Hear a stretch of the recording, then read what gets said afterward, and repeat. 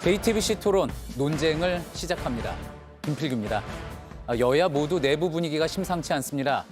국민의힘에선 계엄 1년을 앞두고 반성이 아닌 당성을 강조하는 대표의 행보에 대해서 비판의 목소리가 내부적으로 나오고요. 또 지방선거 경선 룰에서 당심을 확대하려는 조짐에 대해서도 민심에 역행한다라는 지적이 나옵니다. 민주당에서는 당원 주권 시대를 위해 1인 1표제를 하겠다는 대표에게 졸속 추진이라며 제동을 걸고 있습니다. 강성 지지층을 향해 시선을 집중하고 있는 여야 대표, 당을 위하는 길인지 그 반대인지 오늘 토론해 보겠습니다. 먼저 여야를 대표해 주실 두 분 모셨습니다. 더불어민주당 박진영 민주연구원 부원장입니다. 안녕하세요. 국민의힘 조용술 대변인 나오셨습니다. 네, 안녕하세요. 예, 그리고 정치권을 날카롭게 분석하고 계신 분들, 먼저 김준일 시사평론가입니다. 그리고 윤태곤 더모아 정치분석실장입니다. 예, 그럼 90분간의 논쟁 지금부터 시작합니다. 레드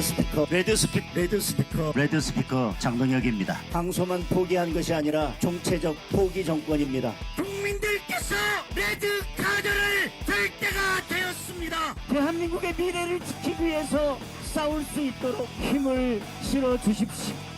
이재명의 사주를 받은 저런 쥐새끼들이 더 이상 날뛰지 못하도록. 반성도 염치도 없는 국민의힘 형태의 분노를 금할 수가 없습니다. 위헌정당 해산 심판으로 길바닥에 나앉는 것을 미리 연습하는 건지는 모르겠으나 김용태 비대위원장께서 사과를 아주 세게 했거든요. 당시에 사과 자꾸 하는 거 내부 분열이 또 조장될 가능성이 있기 때문에 당대표하고 저도 논의를 하고 있고 그래도 의미 있는 메시지를 저희가 내놓는 순간이 오지 않을까. 이게 꼭 12월 3일 날 저희가 뭘 다 털어내야 된다 이런 생각을 하진 않습니다. 1인 1표제 도입에 대한 논란이 커지고 있습니다. 지난 수십 년 동안 운영해온 중요한 제도를 충분한 수기 과정 없이 단 며칠 만에 밀어붙이기 식으로 폐지하는 게 맞느냐. 절차와 수기를 거치지 않은 것은 아니라는 말씀을 드리고 싶습니다. 아직 부족한 점이 있으니 일주일 연기된 동안에 보완책을 마련하고 최고위원이 공개적으로 당대표를 비판하고 당무위원회에서 고성이 나고 이게 거의 10년 만에 처음 민주당에서 일어난 일입니다. 저는 지난 전당대회 때 1인 1표제를 공약했습니다. 이행해야 할 의무가 저한테 있는 겁니다. 국회의원 중에서는 1인 1표제에서 반대한다. 이렇게 저한테 말하는 의원은 단 한 명도 없습니다.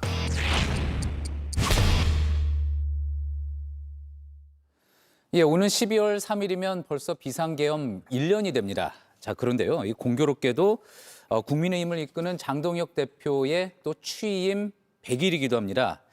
자, 지난 주말부터는 이제 장외투쟁, 민생회복, 법치수호, 국민대회 이렇게 장외투쟁을 열고 이제 박정희 전 대통령 또 이승만 전 대통령의 업적을 좇는 일정도 수행을 하고 있습니다. 자, 이재명 대통령 취임 100일 때도 같은 질문을 한번 좀 패널 분들에게 던져보기도 해서요.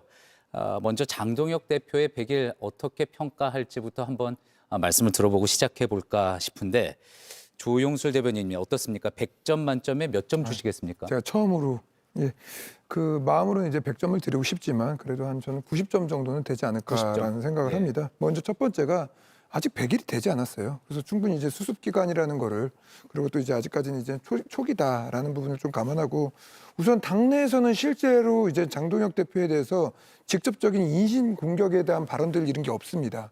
이 얘기는 거꾸로 얘기하면 장동혁 대표가 이제 내부적으로는 꽤 안정적으로 당을 운영하고 있다.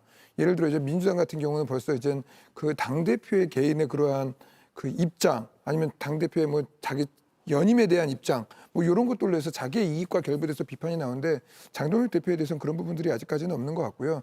특히 인선을 했던 과정을 보면은 그 굉장히 이제 뭐 강성 지지층이다, 특정 지지층이다 이런 분들을 갖다가 많이 임명을 할 걸로 보였지만 그 뭐 저를 포함해서 굉장히 이제 골고루 이제 계파별로 안배를 한 부분들 그리고 이제 온건한 분들도 많이 안배한 부분들 이런 노력들을 보기 때문에 또한 최근에 이제 좌쪽까지 이제 진보까지도 이제 확장해가지고 5.18 부분까지 건드리는 모습들을 봤었을 때 조금 더 지켜보고 더 열심히 하라는 차원에서 90점 드리도록 하겠습니다. 예, 당내 내부적으로 안정적인 운영을 했다는 데 평가를 해서 90점 주셨습니다. 자, 그럼 박진영 민주연구원 부원장님 평가 한번 들어볼까요? 저는 뭐 한 59점? 59점이요. 결국은 낙제다. 예. 이런 생각이 드는데요. 당내 시험은 잘 치시는지 모르겠는데 전국 모의고사는 절대 안 치는 것 같아요. 예. 외부의 평가에서는 저는 낙제가 나올 수밖에 없다고 봅니다. 일단 이분이 좀 태생적 한계가 있는 것 같아요. 당대표가 되는 과정에서 친윤들, 특히 윤 어게인 세력들의 도움을 받았기 때문에 그 굴레에서 벗어날 수 없다. 그런 부분에서 내란 종식이라든가 민생 경제로 나아가지 못하고 있다. 그런 생각이 들고요. 두 번째는 아마 이분도 뭐 정치적 전략이 있는 분이니까 우리 국민의힘이라는 정당이 극우화되고 있으니까 내가 장기적으로 대선 후보가 되기 위해서는 대통령 후보도 극우적이어야지만 우리 지지자들의 지지를 받지 않을까. 그런 생각하는 것 같아요. 그래서 고의적으로 극우로 가지 않는가. 그런 생각이 듭니다. 그래서 제가 봤을 때 전국 모의고사 점수로는 59점이다. 예. 이 말씀 드리고 싶네요. 알겠습니다.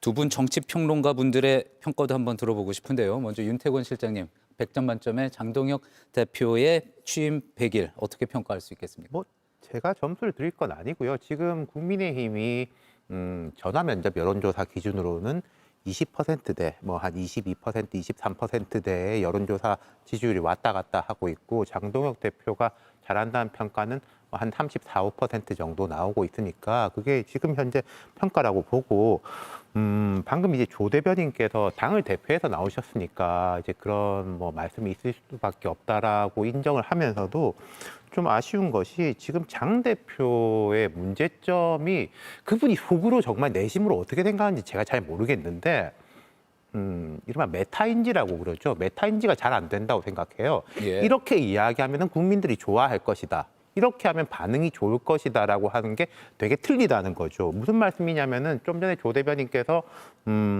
탕평 인사를 하고 좌우를 진보까지 아우르고라고 평가를 그래서 잘한다라고 평가를 하셨는데 저는 그게 완전히 정반대되는 이야기라고 생각하거든요. 장 대표의 제일 부족한 점이 그런 부분인데 당내에서는 이런 건 우리가 잘한다라고 평가를 한다면은 이게 채점 기준이 맞지가 않기 때문에 이건 조금 심각한 문제가 아닌가 그런 생각이 듭니다.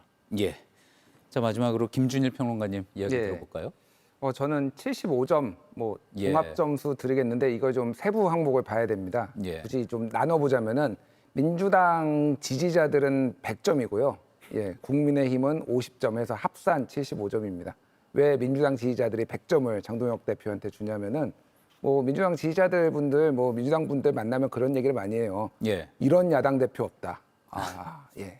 그러니까 예전에 이제 민주당, 그러니까 이재명 정부가 좀 어려웠을 때, 예를 들면은 야구의 비유를 하면은 1루에 이제 캄보디아, 2루에 김현지, 3루에 부동산이 이렇게 있고 무사 만루 찬스에서 이제 장동혁 대표가 딱 나왔단 말이에요. 다 민주당 입장에서는 악재들만 있었던 주자들이 나와 있는 거네요. 그렇죠. 예. 그래서 이제 딱 한 방을 기대하는데 갑자기 윤석열 면회를 함으로써 이제 3중사의 플레이를 무사 만루에서 3중산 플레이를 했다. 이런 비유들이 나오고 있고 대장동 항수 포기로 지금 정부가 굉장히 공궁에 처해 있는데 우리가 황교안이다 한마디로 이 모든 것들이 다 상쇄되는 효과.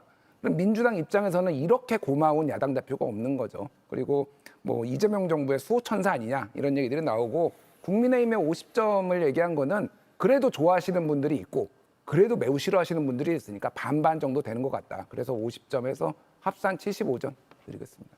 예, 알겠습니다.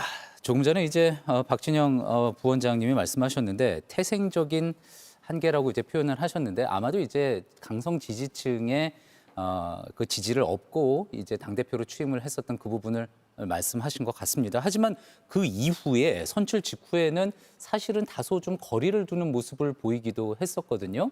강성 지지층과는 좀 거리를 두고 오히려 이제 중도에 있는 분들이 매력을 느낄 수 있는 보수 정당을 만들겠다 또 그런 이야기도 했었는데 지금 이제 계엄 1년 앞두고 최근에 보면 또 말씀하셨던 것처럼 다소 또 이제 강성 지지층으로 다가서는 그런 모습을 보이고 있는 것 같은데 윤태곤 실장님 어떻습니까? 그 배경은 뭐라고 좀 판단하세요? 이게 딜레마인 게요. 아까 이제 김준일 평론가가 말씀하신 거에 제가 그 부연을 해서 이야기하자면은 7월 달에 이제 대표가 되셨잖아요. 선출이 됐잖아요. 그 초기에는 의석도 작고 대통령 인기도 좋고 정권 초니까 야당이 뭐 크게 할 수 있는 게 있겠냐. 지지율이 낮거나 뭐 큰 일을 못 하더라도 뭐 어쩔 수 없다라는 게 이제 뭐 대체로 팽배한 정서 아니겠습니까?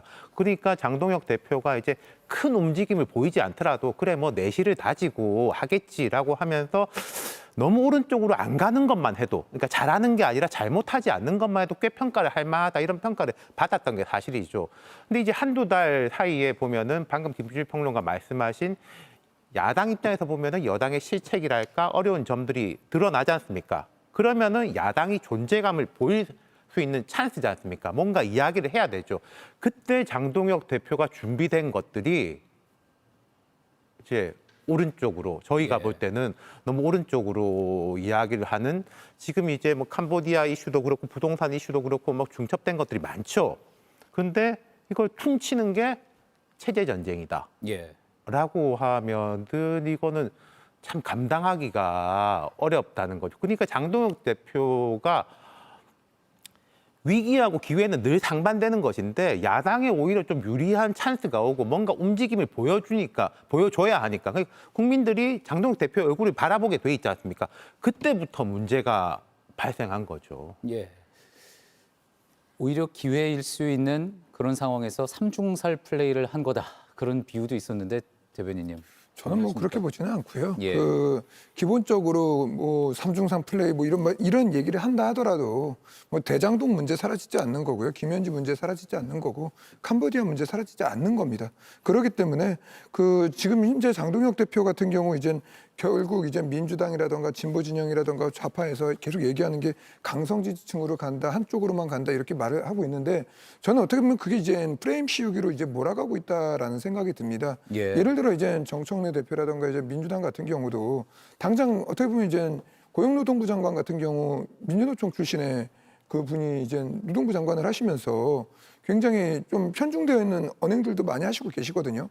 근데 그건 우리가 이제 극좌다 이렇게 몰지 않는 이유는 어떻게 보면은 그 민주노총 출신의 장관이어도 합리적으로 국정을 운영하라는 차원에서 저희가 그렇게 몰아가지 않는 부분들이 있거든요.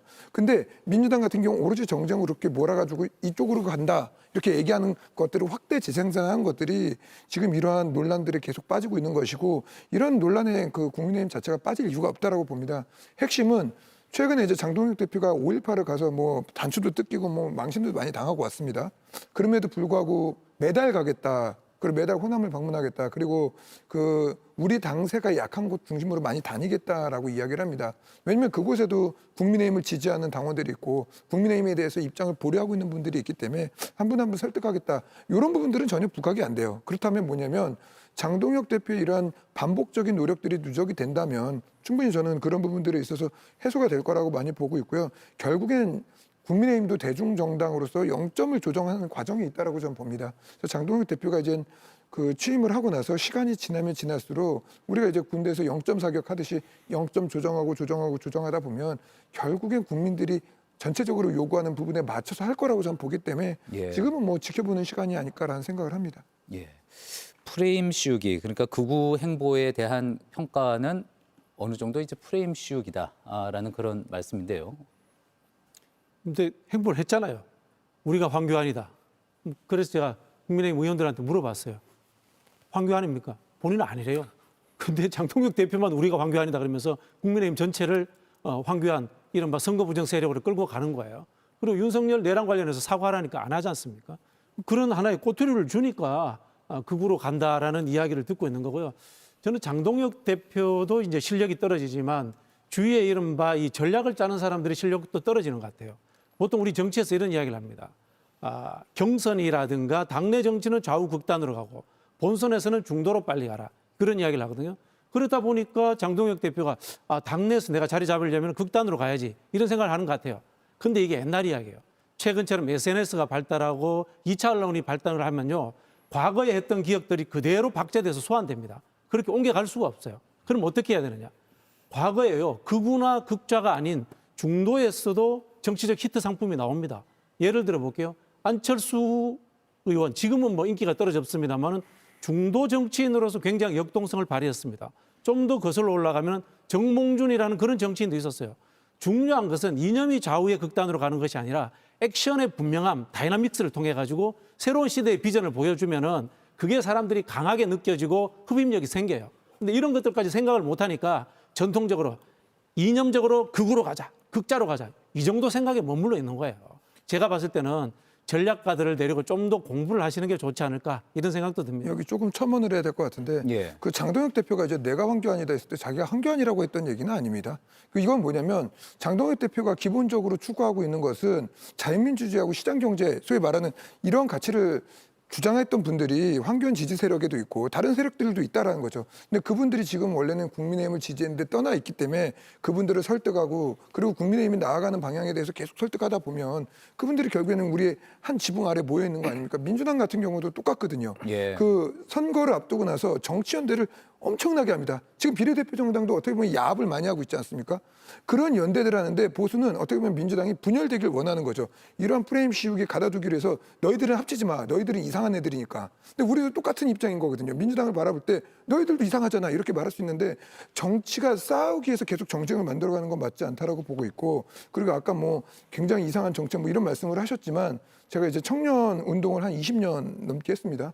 그러면 저희가 이제 청년 법인들이 그 이제 같이 활동하는 친구들이 길거리로 나가요. 뭐 홍대, 뭐 신촌, 명동 이런 데 나가가지고 양 당의 10대 공약을 갖다 놓고선 거리에다 붙입니다. 이게 어느 당 정책 같습니까? 거의 5대5 나옵니다. 이건 뭐냐면 결국엔 대중정당이라는 것은 처음엔 자기들의 색깔이 있지만 결국엔 국민들이 요구하는 방향으로 갈 수밖에 없고 그 과정이 바로 선거를 통해서 항상 심판을 받기 때문에 그 과정은 피할 수 없는 숙명이다라고 생각을 합니다. 그렇기 때문에 이거를 민주당 쪽에서 그렇게 되길 원하겠지만 그렇게 되지 않을 거라고 저는 생각합니다. 근데 이 부분은 따져야 될 것 같은데요. 그러면 윤석열이 왜 탄핵됐습니까? 자유민주주의적 헌법 질서를 위반했기 때문에 탄핵된 겁니다. 이 사람은 자유민주주의적 헌법 질서 체제 밖에 있는 사람입니다. 이 사람을 옹호하지 않으면 되는 거예요. 저는 민주당 소속입니다. 저는 자유민주주의자입니다. 시장경제를 존중합니다. 지금 장동혁 대표가 모든 우파들은 단결해야 된다고 합니다. 그러면 이재명 대통령도 본인이 중도 우파라고 합니다. 장동혁 대표가 그렇게 이야기할 거면요. 민주당과 통합적인 정치를 하고 이재명 정부를 도울 것은 도우고 비판할 것은 비판해야 됩니다. 그런데 지금 장동혁 대표가 연대하겠다고 하는 사람들은요. 친윤 세력들, 그다음에 전환길 세력, 정광훈 세력, 실제로 체제 밖에 있다라고 의심받는 분들입니다. 오히려 야당 내에서도요. 이준석 대표 같은 분한테는 또 언급도 안 해요. 뭡니까? 나는 오른쪽 극단에 있을래 라고 스스로 선언하고 있는 거예요. 그러니까 비판하는 겁니다. 그러니까 저도 가치보다는 약간 전략적 접근을 해보자면요.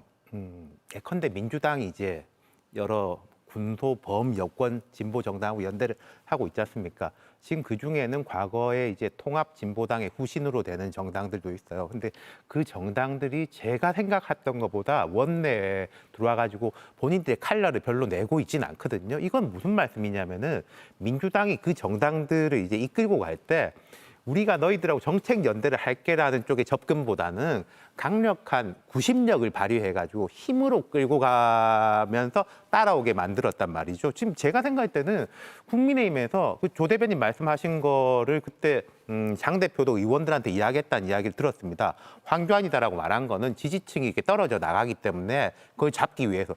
제가 생각할 때 지금 국민의힘에서 오른쪽으로 지지층이 떨어져 나간 사람들을 왜 걱정하는지를 잘 모르겠습니다.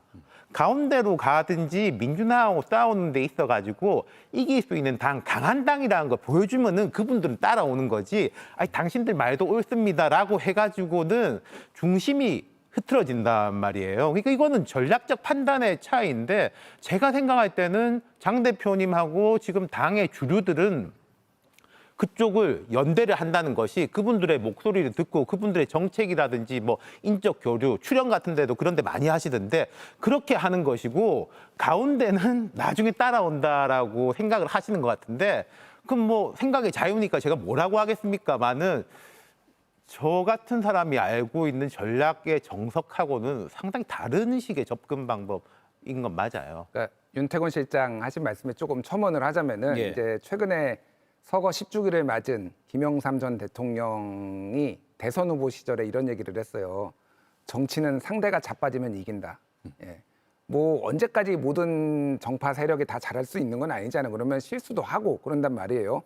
그러면은 상대가 자빠지려고 했을 때 그때 그거를 소위 말해서 떨어지는 감을 받아 먹을 준비가 돼 있어야 돼요. 근데 지금 국민의힘이 그 준비가 돼 있느냐. 아까 전에 제가 설명을 드렸지만 중요한 순간순간마다 본인들이 스스로 그 어떤 체제, 그러니까 프레임을 흐트러뜨려 가지고 엉뚱한 대로 이슈가 나고 기사가 나게 한 거는 국민의힘 장동혁 대표고요. 저는 궁금한 게 강성으로 가는 거는 문제 없습니다. 왜냐하면 원래 야당은 뭐 여당 견제하고 정부하고 싸우라고 있는 거잖아요.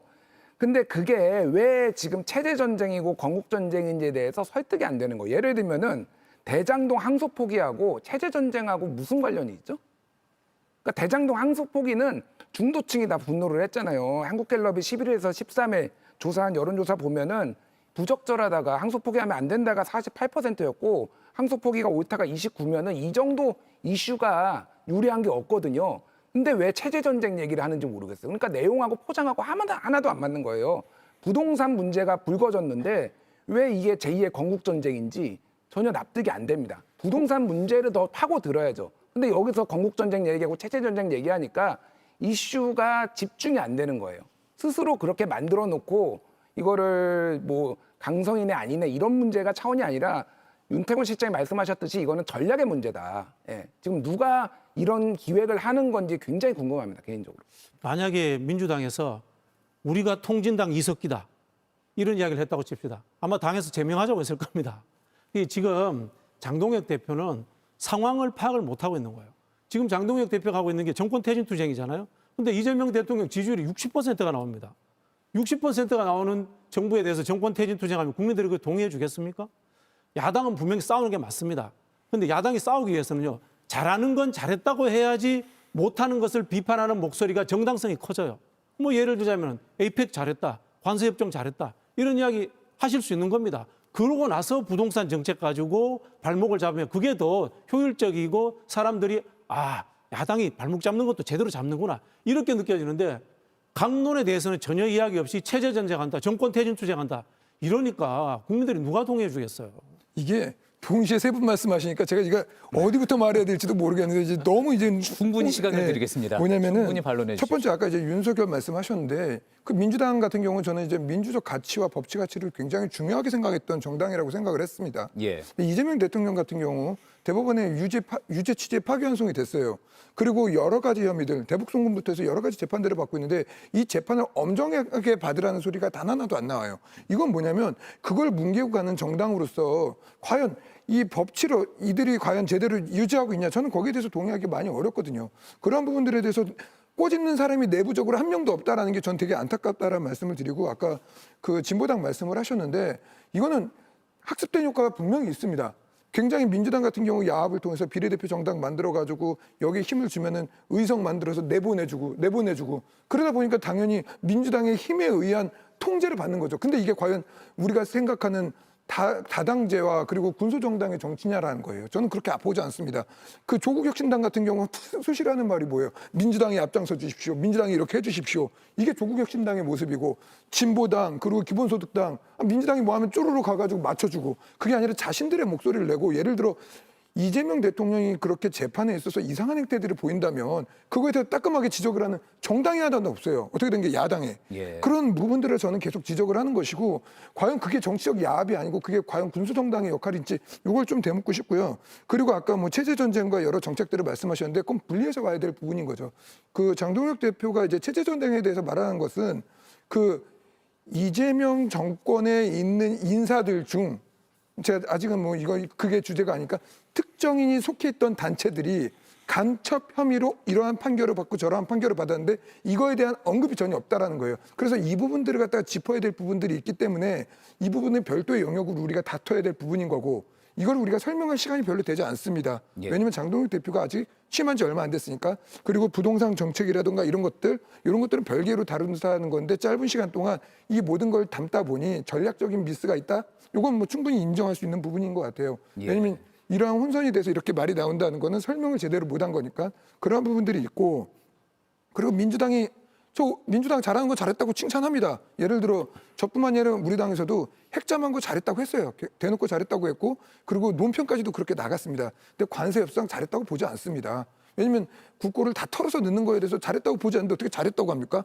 부동산 정책 대가 토론 나갈 때마다 민주당 인사들이 그러면 이 값이 이렇게 올라가는데 가만히 있습니까 하면서 피를 토하면서 100% 성공합니다. 제 걸 다 걸겠습니다. 이런 분도 있었어요. 어떻게 됐습니까? 5년 이내 최대 집값 상승 폭등해놓고 주거 난민들 속출하고 있습니다.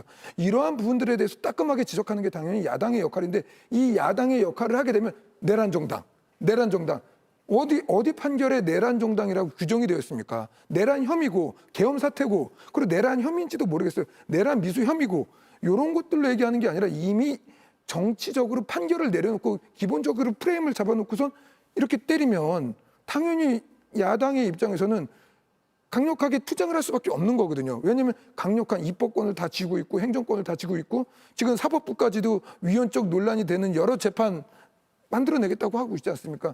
과연 이게 진짜 민주정당의 모습이냐? 필리버스터 없앤다고 하고 있습니다. 필리버스터를 가장 열심히 했고 가장 스타가 된 정치인이 누굽니까? 김대중 대통령이에요. 민주당이 김대중 대통령이 했고, 그리고 제가 아직도 잊지는 못합니다. 전에 야당일 때 민주당 시절 필리버스터 할 때 기저귀 차고 나가서 했습니다. 8시간씩 이렇게. 예. 그렇게까지 했던 인물들이 필리버스터를 없앤다고 해요. 이게 과연 그 민주당 정신에 맞냐는 저는 계속 되묻고 싶은 겁니다. 예. 수고 많으셨습니다. 네. 아니 지금 자, 논의를 되게 이쪽으로 적확한 지적을 예. 하고 계시다고 생각해요. 짧게 예. 부탁드릴게요. 그리고 예. 이제 뭐 국민의힘에서 늘 잘 싸워야 된다 이야기 하시지 않습니까? 저는 조용술 대변인 같이 나오셔가지고 1대3으로 논쟁하고 이런 게 잘 싸우는 거지, 조금 당 밖에 있는 분들 유튜브에 가가지고 거기서 뭐 이재명 대통령 뭐 이념적인 거 이런 거 공격, 그거 잘 싸우는 게 아니거든요. 국민의힘에서는 조용술 대변인 같이 이렇게 하는 것을 잘 싸우는 걸로 생각해야 되는데 그 핀트가 엇나갔다는 건 제가 답답해서 드리는 말씀이에요. 그 1대3 최근에 보면은 아까 제가 메타인지 이야기를 드렸는데 언론이 뭐 이렇게 분류하면 좋아할지 싫어할지 모르겠지만은 조금 보수적 언론, 중도적 언론, 진보적 언론 이렇게 있지 않습니까? 예. 최근에 국민의힘에 대해 가지고는 전 언론의 논조가 제가 볼 땐 같습니다. 예. 오피니언 면에서 물론 강도는 조금씩 다르지만 이게 누가 국민의힘을 싫어해 가지고 억까하려고 하는 게 아니라 사람들이 보는 생각이 비슷하다는 거죠. 예, 참고로 말씀드리면 오늘 이 토론은 절대 1대3 구도로 기획이 되어 있는 토론은 아니고요.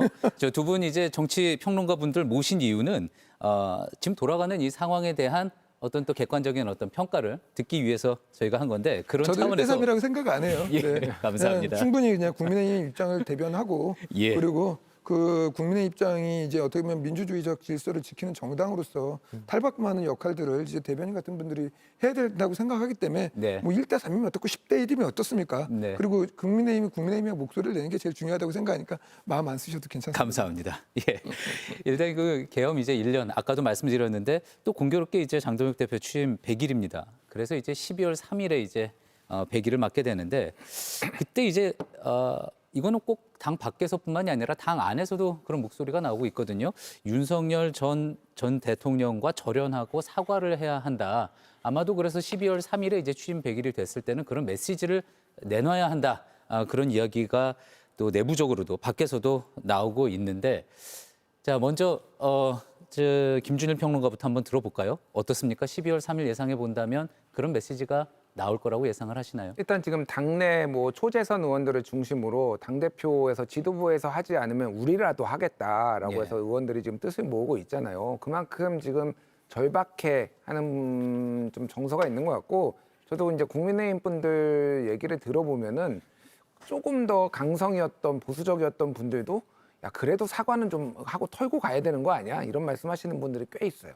그러니까 그 얘기는 이게 당대표에 좀 결단이 남은 건데, 저는 기본적으로 비상계엄에 대해서 유감 표명, 국민에게 불편을 끼쳐드려서 죄송하다 정도는 나올 것 같은데, 거기보다 국민들이 원하는 수준의 사과는 나올 가능성이 높지 않다. 특히 윤석열 전 대통령과의 어떤 절연 문제, 이런 것들은 아예 언급조차 안 할 것 같습니다. 예. 그 이유는 뭐 잠깐 앞에서도 나왔지만은 기본적으로 장동혁 대표가 지금 당대표가 선출이 되고, 그리고 지금 권력을 유지하고 있는 핵심 지지 기반이 소위 말해서 윤 어게인 이 세력인데 그들을 실망시킨다라는 거는 지금 당내에서의 지지 기반도 확고하지 않은 상황에서 지지층마저 떨어져 나간다라고 하면은 본인은 고립무원이 될 거라는 그런 우려, 두려움이 있는 것 같아요. 그래서 지금 게다가 이제 최근에 뭐 신동욱 최고위원이라든지 김재원 최고위원이라든지 이런 분들이 이 그 장동혁 대표의 어떤 지금 생각들을 공유하고 지금 방송에 나와서 하는 얘기잖아요. 사과하면 오히려 내부 분란만 생긴다 이런 얘기하고 윤석열 절연이 가능하겠냐 이런 얘기하고 꼭 12월 3일 날 꼭 해야 될 필요가 있느냐 이런 얘기한 게 괜히 나온 게 아니라고 봅니다. 그래서 논란은 더욱 커질 것 같다 그 생각이 듭니다. 그리고 윤태곤 실장님은 어떻게 예상하세요? 제가 이제 뭐 당위하고 예측은 좀 다른 거니까요. 예측만 하자면은 별로 안 나올 것 같아요. 왜 그러냐 하면은 오늘이 이제 11월 28일인데 한 5, 6일 남았습니까? 3일 날 되게 큰 메시지를 던지려면은 이른바 이제 빌드업이라는 걸 해야 되지 않습니까? 2일까지 딴소리 하다가 3일 날 갑자기 180도 바뀔 수는 없는 거잖아요. 그렇다면 방금 김준일 평론가 말씀하신 거나 뭐 이런 쭉 분위기들을 보면은 좀 뭔가 낮추려고 하는 쪽인 것 같아요. 당의 이제 지도부 쪽에서는. 그리고 두 번째로는 지금 우리가 냉정하게 봐야 될 게 국민의힘에서는 이런 부분에 대해서 무섭게 생각하셔야 될 게 국민들이 어떻게 하고 있느냐. 사과를 해줘 말하자면은 해줘라고 요구하고 있느냐. 저는 별로 그렇지도 않다고 생각합니다. 팔짱 끼고 보고 있는 상황이라고 생각해요. 사과하려면 한번 해봐. 근데 어느 정도 진정성 있는지 볼게. 혹은 하기 싫으면 하지 마. 라는 거고 근데 당 주류 중심에 있는 분들 그 지지층들은 절대 하면 안 된다라고 이야기하는 사람들의 목소리는 되게 높죠. 그런데 나머지들은 냉소적으로 보고 있으니까 제가 나중에 민주당 이야기할 때도 드리겠습니다만 이러면 착시 효과가 나타나는 거거든요. 내 주위에서 이야기하는 사람들은 다 사과하지 마라고 하고 사과하라고 하는 사람은 몇 없는 거예요. 뭐 서울시장 나갈 사람, 부산시장 나갈 사람, 수도권 국회의원들 해봤자 뭐 국민의힘에서 몇이나 됩니까? 이게 착시 효과가 있기 때문에 그 부분은 냉정하게 국힘이 보셔야 된다 이야기 드리고 싶어요. 조 대변인님 어떻습니까? 당내에서 보시기에는 그러니까 많은 이제 뭐 분석입니다. 신동욱 최고위원이랑 김재원 최고위원 말씀하셨는데 그분들은 뭐 당대표와 생각을 공유하는 게 아니라 이제 당 지도부라는 게 그렇게 구성이 되어 있습니다. 최고위원들은 이제 최고위원들대로 이제 표를 받고 뽑히신 분들이잖아요. 당대표는 당대표대로 뽑고 예를 들어 이현주 의원이 정청래 이제 대표를 대놓고 그냥 소리를 지르면서 이렇게 때릴 수 있는 것도 선출된 사람들은 자기만의 목소리를 내는 거다라는 말씀을 드리고 되도록이면 이제 대변인이 대표하고 거의 생각을 공유하려고 애를 쓰는 차원에서 말씀을 드리면 현재 이제 사과에 대한 여부 이거에 대해서는 아직 입장이 정리가 아직 안 되셨습니다. 왜냐하면 현재 지금 전국을 돌아다니면서 이제 하고 있는 것 자체가 이제 어떻게 보면은 민심 투어다라고 해가지고 끝나고 나서 이제 거기서 이제 강경한 목소리도 내시고 합리적인 목소리도 내시고 이렇게 하지만 그 끝나고 나서는 그 지역에 있는 분들, 그 지역에 있는 단체장분들, 정치인분들하고 오참, 뭐 차담, 뭐 만참 뭐 이런 것들을 해가면서 계속 의견을 수렴하고 있고 그리고 초선, 재선, 뭐 중진 의원들하고도 별도로 계속 만나가지고 의견을 수렴하고 있습니다. 근데 12월 3일이 단순하게 100일 되는 날이면서 뭐 계엄 1주년뿐만이 아니라 지방선거에서부터도 6개월 전이고 맞습니다. 그리고 이재명 대통령 취임하고서도 약 6개월여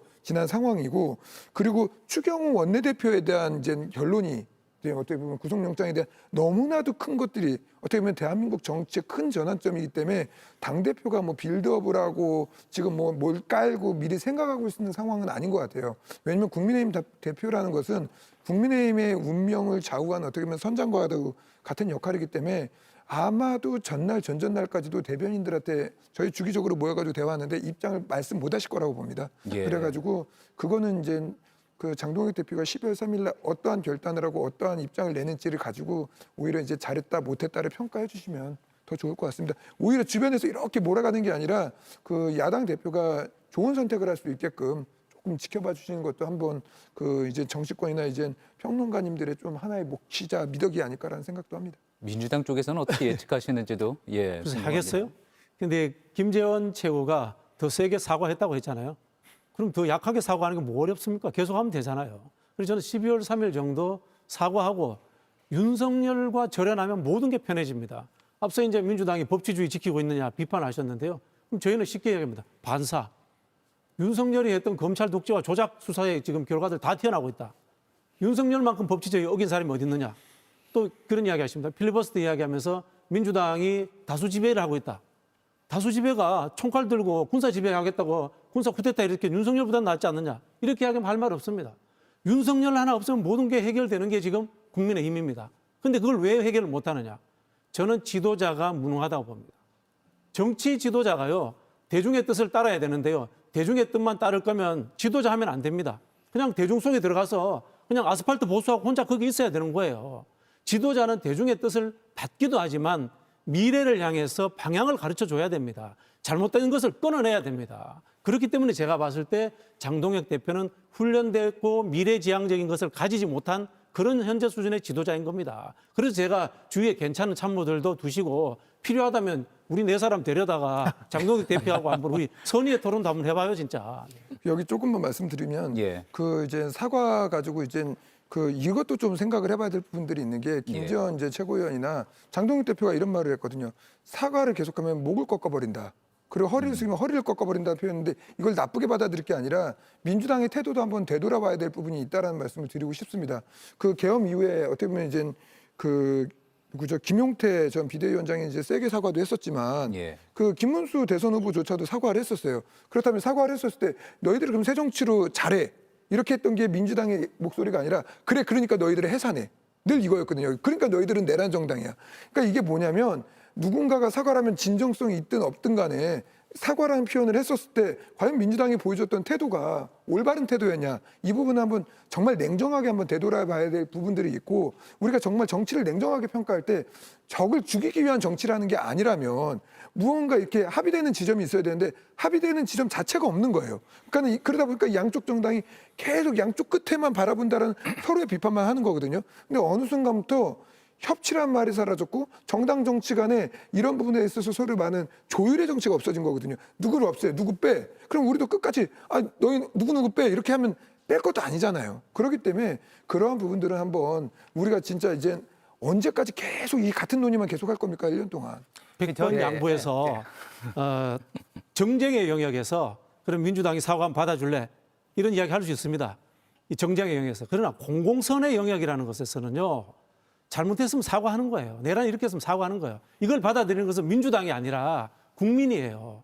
국민의힘은 국민을 대상으로 해서 사과하고 설득을 하고 그런데도 민주당이 지속적으로 거기에 대해서 비판을 한다면은 그때 가서 민주당에 대해서 역비판하면 되는 거예요. 그래서 정말 생각이 잘못되신 거예요. 김준일 평론가님 여기까지 한번 들어볼까요?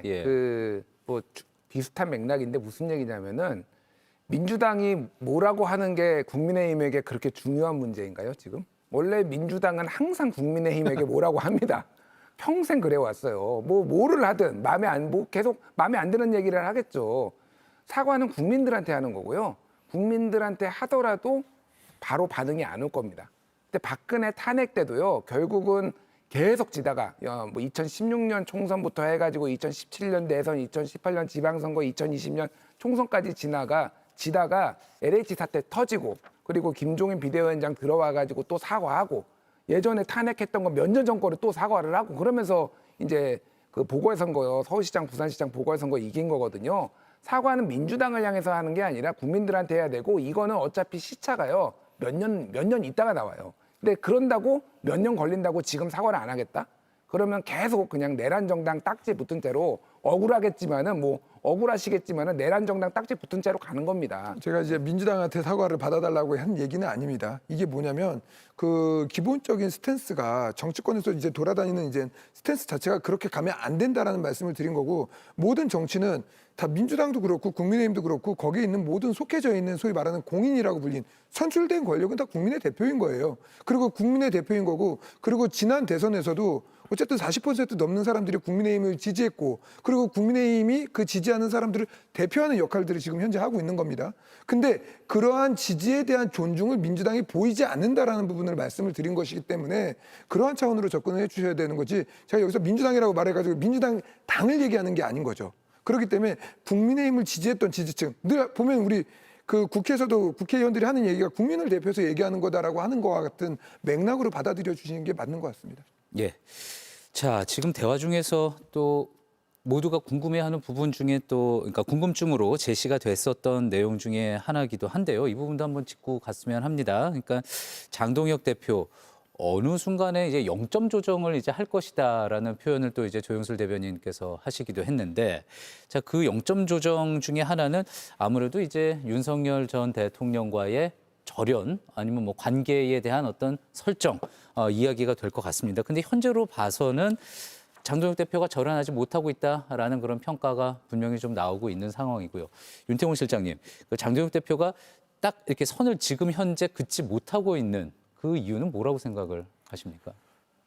저도 사실 장동혁 대표하고 이렇게 계엄 때까지는 교류가 꽤 있었거든요. 이게 합리적인 분이고 뭐 이렇게 전당대회 나왔을 때도 사람들이 전당대회니까 좀 세게 하는 거지. 저분이 원래 이제 좀 합리적이다. 그런 평가가 있었는데 지금 나타난 건 아까 제가 모두에 말씀드린 거 기억하실지 모르겠는데 오히려 국민의힘의 공간이 열리니까 뭔가를 보여줘야 되니까 제 입장에서는 무리수가 나타나는 거라고 생각해요. 자기가 가진 무기가 없기 때문에. 그래서 장동혁 대표가 저는 곰곰이 생각해봤습니다. 지지층을 먼저 다진 다음에 중도로 확장한다라는 이야기를 제가 선회해서 보자면은 아마 한 박근혜 전 대통령 비슷하게 생각하는 것 같아요. 보수층을 단단하게 다지니까 그 다음에 이렇게 복지라든지 또 호남에 가서 이제 동진 정책이라든지 과감하게 움직일 수 있었다 이 생각을 하는 것 같은데.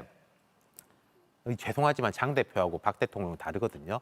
박 전 대통령은 강력한 레거시, 유산을 물려받은 사람이지 않습니까? 박정희라는 유산을 물려받았기 때문에 박근혜 전 대통령에 대해서는 보수층이 뭐라고 그래도 이렇게 지지를 안 할 수는 있지만 뭐 의심을 하고 뭐가 없습니다. 그러니까 과감하게 중도로 움직일 수 있는데 근데 지금 장동혁 대표가 된 데는 뭐 탄핵에 찬성했던 사람들, 뭐 친한계, 한동훈 대표, 뭐 이런 사람들에 대한 반감, 그리고 그때는 당의 지지율이 떨어져 있으니까 말하자면은 투표율이 낮은 거지 않습니까? 투표율이 낮은데 그 강력한 반감을 가지고 있던 분들은 온존해 있고 탄핵에 찬성했거나 윤석열 전 대통령에 대해서 반대하는 사람들은 떨어져 나가 있으니까 된 거죠, 대표가.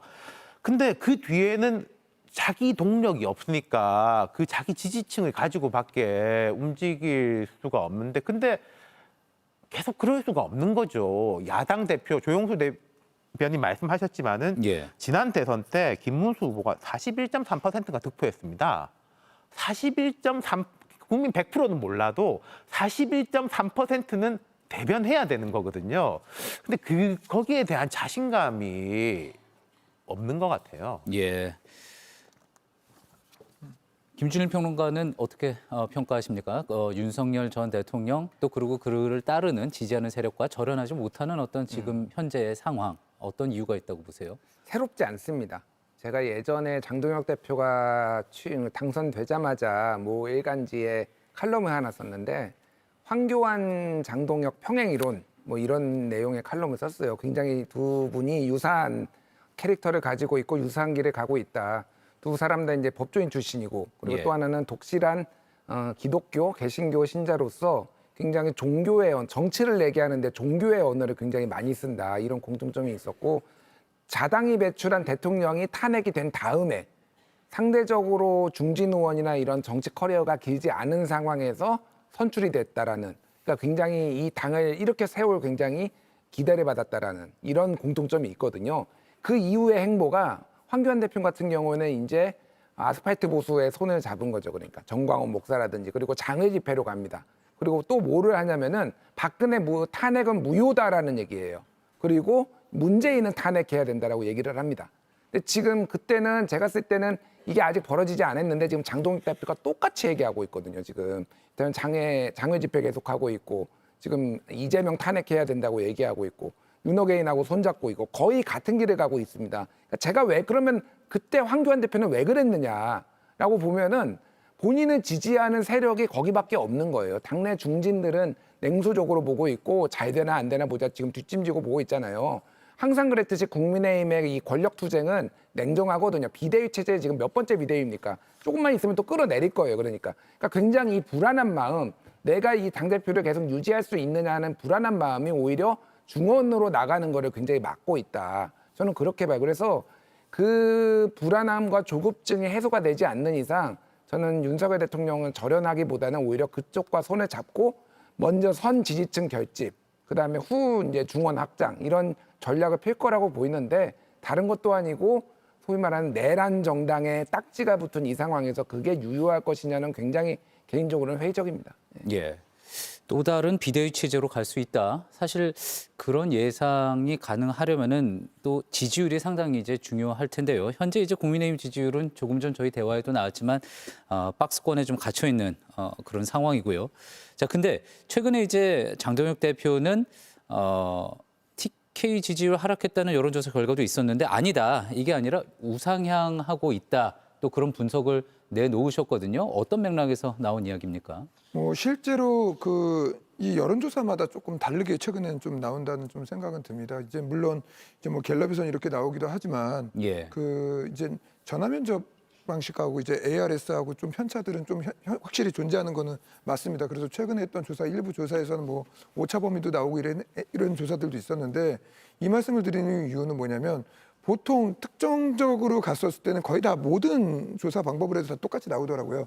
근데 좀 파도가 치는 조사들이 나올 때에는 무언가 변화의 기점에 있다라고 이제 보통 생각을 하는데 그게 이제 바로 직전 당대표 선거 때도 똑같았었거든요. 예. 김문수 이제 후보가 균일하게 앞서 나가다가 어떤 거는 장동혁 이제 대표가 이제 튀는 여론조사 나오고 기본적으로 이제 김문수 후보가 이제 높게끔 가다가 그러다 결국에는 이제 튀는 것 쪽으로 이제 귀결이 되는 그러한 이제 현상들을 이제 많이 봤었는데 그런 차원에서 봤었을 때 이제 장동혁 대표가 내부적으로 이제 또 여의도 연구원이나 이런 데서 조사를 했을 수도 있습니다. 그래서 그 내용을 바탕으로 해서 아마 공유하면서 말씀하셨던 것 같고 그리고 현장에서 느끼는 그 여론조사의 지표는 그렇지 않다라고 좀 생각을 하는 것 같습니다.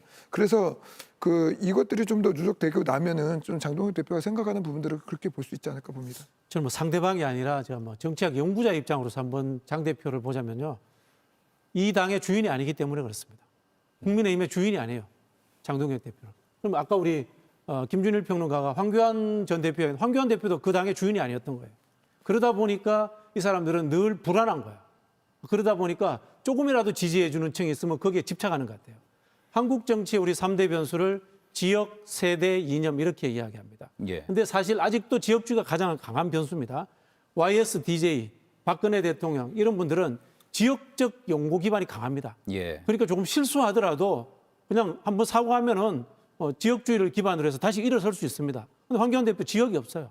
근데 그 뒤에 또 어떤 분이 생겨나냐면은 이준석 당 이름도 기억이 안 납니다만은 이준석 대표는 어쨌든 세대를 가지고 자기 영역을 만들었어요. 이준석 대표가 그렇게 많은 유기와 비판을 받으면서도 생각보다 잘 무너지지 않습니다. 확실한 세대라는 자기 기반을 갖고 있는 겁니다. 근데 마지막이 이념인데 이념이 이게 생각보다 굉장히 위험한 거예요. 중도로 오면은 지지의 강도가 약해져요. 극단으로 가면은 협소해져요. 가능하면은 이념으로 안 가야 돼요. 생각해 보세요. 이재명 대통령도 생각보다 진보적이거나 좌파라고 보기 어려워요. 행정가로서의 실적주의, 성과주의로 접근했지 이념으로 생각보다 접근하지 않아요. 오히려 경기도라는 정체성을 또 만들어내기도 합니다. 왜? 지역이 그 생각보다 안전한 핵심 지지 기반이 되거든요. 그런 부분에서 자꾸 말씀드리지만 이분이 대중을 잃는 눈이라든가 정치적 상황을 잃는 눈이 정치적 연륜이 짧다 보니까 공부가 안 돼 있어요. 이럴 때는 저는 주위에서 도와줄 필요가 있다. 이 말씀 또 드리고 싶어요. 뭐 주위에서 도와드리는 건 이제 열심히 할 테니까 걱정 안 하셔도 되고요. 전 좀 약간 입장이 다른데 예. 그 정치인이 자기 기반이 있는 게 오히려 더 위험할 수도 있다라는 생각하고 있습니다. 왜냐하면 오히려 자기 기반이 너무나도 세다 보면은 거기에 맞춰서 갈 수밖에 없는 거거든요. 그리고 그러한 전례들은 제가 뭐 특정 정치인들을 굳이 여기서 말할 필요는 없겠지만 언급하셨던 부분들에 있어서도 충분히 그런 현상들이 많이 나타납니다. 그래서 그 계층의 입장을 너무 대변하다가 보면 더 이상 움직일 수 없는 공간들도 나타나거든요.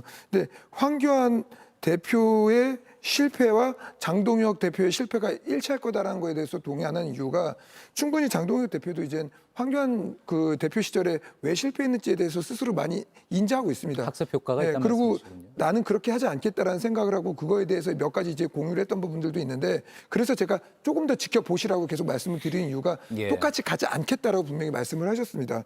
그렇기 때문에 오히려 지지 기반이 없고 말씀하셨던 대로 국민의힘 비대위 많이 갔어요. 비대위 많이 간다는 건 국민의힘 지지층 되게 까다로운 정당의 그 구성원들이라고 할 수 있는 거죠. 당대표가 만족을 못하면 바로 쫓아낼 수도 있는 힘을 가진 정당이라고도 할 수 있는 거예요. 거꾸로 얘기하면. 그렇기 때문에 장동혁 대표가 더 큰 정치인이 되기 위해서는 어쩔 수 없이 맞춰갈 수밖에 없다라는 겁니다. 그렇기 때문에 정당에 있는 구성원들은 대부분 정당의 지지가 올라가야지 만족을 합니다. 이 사람이 아니라. 그렇기 때문에 저도 그렇게 갈 수밖에 없다고 봅니다. 근데 핵심적 지지층은 있어야 됩니다. 예. 예를 들어 볼게요.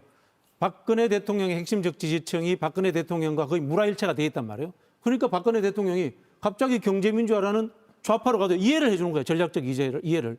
이재명 대통령의 지지층이 확고하게 있단 말이에요. 갑자기 이재명 대통령이 중대우파로 가도 이해를 해주는 거예요.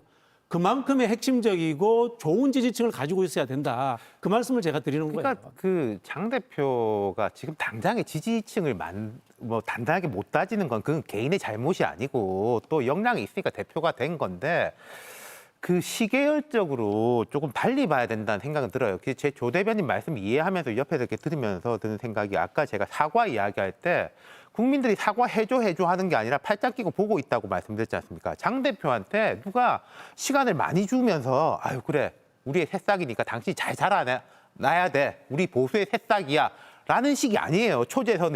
재선 의원이지만은 당대표기 때문에 계속 증명해야 되는 위치에 있는 거거든요. 옛날 뭐 그런 말 있지 않습니까? 대표 선수는 경험을 쌓는 자리가 아니라 증명해야 되는 위치에 있는 것이다. 그러니까 조 대변인 말씀대로 정말 그래 100일까지는 어쩔 수 없었다라고 하는데 흔히들 12월부터는 뭐 진짜 온다라고 이야기했고 아까 조 대변인이 12월이면은 대통령 6개월, 장 대표 100일 그리고 뭐 여기 뒤에 우리 이야기할 여유가 있을지 모르겠습니다만은 정부에서는 12월에 큰 부동산 정책도 낸다고 했거든요. 그런 것들이 다 온단 말이에요.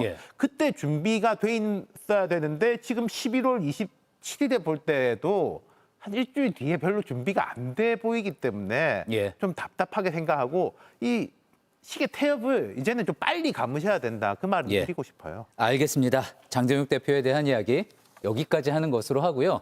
자, 이제는 여당 이야기로 좀 넘어가 보도록 하겠습니다. 자, 민주당 정청래 대표 공약이었죠. 당원 주권 시대에 이제 서막이 오르면서 자, 대의원과 권리당원의 표 반영 비율 현행 이제 20대 1 이하였는데 이걸 이제 1대 1로 바꾸는 당헌 개정을 위한 움직임이 시작이 됐습니다. 자, 원래는 이제 최종 결정 내리는 중앙위원회가 오늘 예정이 돼 있었는데 이제 당내에서 반발 목소리가 또 나오고 하면서 한 주가 연기가 됐죠. 자, 그 정 대표는 지금 여전히 반대하는 당내 목소리는 의원은 한 명도 없다 이렇게 이야기를 했는데 어떻게 보십니까? 다음 주에 개정이 될 걸로 보십니까?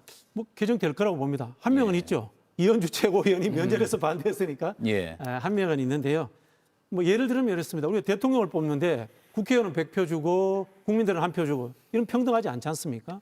그래서 저는 대의원이든 당원이든 동일한 표를 줘야 된다. 이게 원칙이라고 생각을 합니다. 물론 다를 수 있습니다. 간선제인 경우도 있습니다.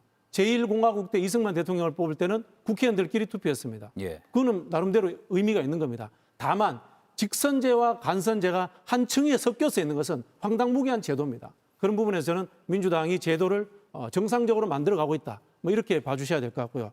다만 저도 당원이지만 비판적으로 말씀드리자면 1인 1표제 하는 것만이 당원 민주주의의 전부인가? 라는 부분에 대해서는 문제 제기를 할 필요가 있다라는 생각이 듭니다.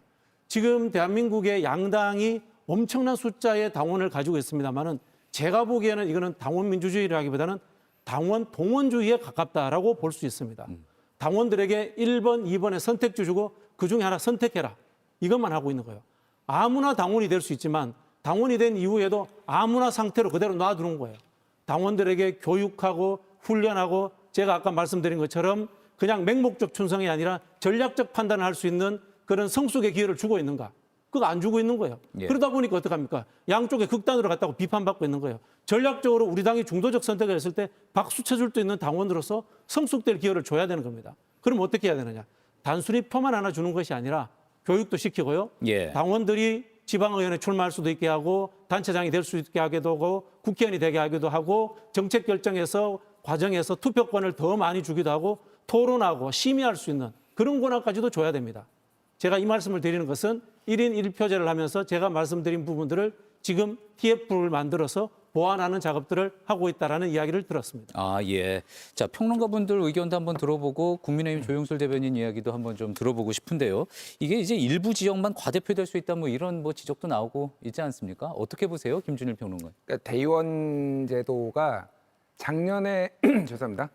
민주당에서의 대의원 제도라는 거는 작년에는 이름이 바뀌었지만은 민주당의 전당대회는 전국 대의원 대회였어요. 예. 그동안 2024년 이전까지는 이게 뭐 유구한 역사가 있는 거고 사실은 거의 뭐 신민당까지 이제 거슬러 올라갈 정도로 왜냐하면 보수 정당에서는 당시에 이제 박정희 대통령을 중심으로 해서 뭐 이게 큰 대의원이나 당원이 큰 의미가 없었다라고 하면은 그때는 일종 개파 연합이었잖아요. 그러니까 뭐 김영삼, 김대중, 이철승 막 이런 사람들이 대의원들을 어떻게 획득해가지고 당원권을 차지하느냐 이런 것들이 굉장히 중요했던 역사가 있기 때문에 이게 켜켜이 싸워가지고 대의원 대회라는 이름까지 있었습니다. 그래서 저는 이거는 당에서 결정할 문제라고 생각해요. 그래서 합의만 되면은 1대 20이든 뭐 1대 100이든 1대 200이든 그거는 전혀 아무것도 중요하지 않다.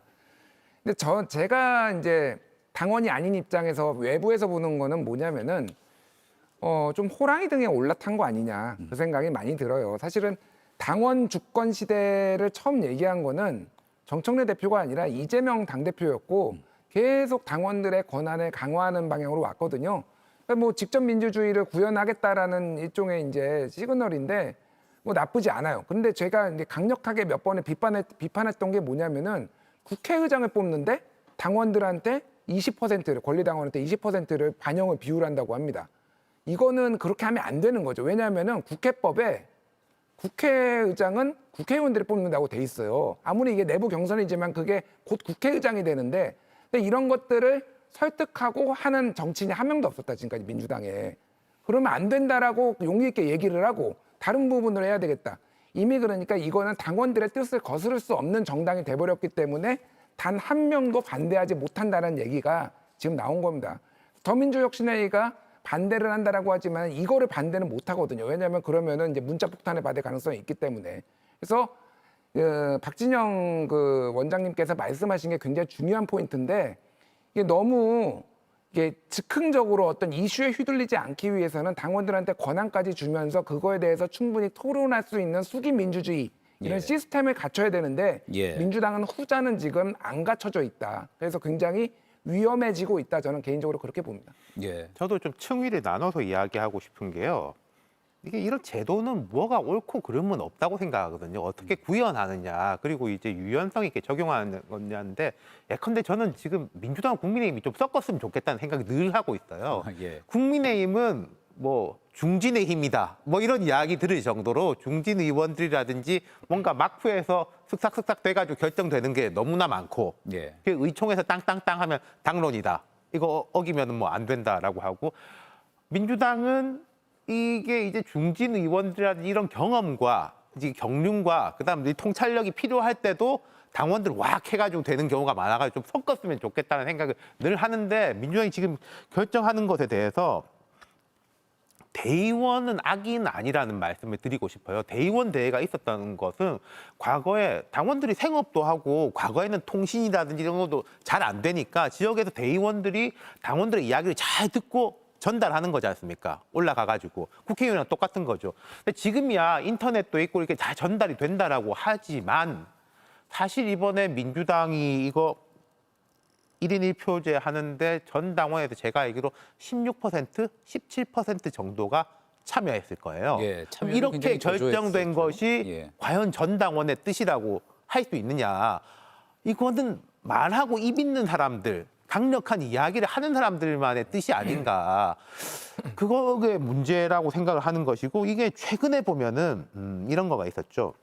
제가 문제의식을 느낀 게 대통령 100일 기자회견 하기 전날인가 여야 원내대표 합의를 했지 않습니까? 사실 그거는 저는 이게 여권의 정교한 기획이라고 생각합니다. 잘한 기획이죠. 대통령 100일 기자회견 앞두고 합의 타결해가지고 하면 얼마나 분위기가 좋겠습니까?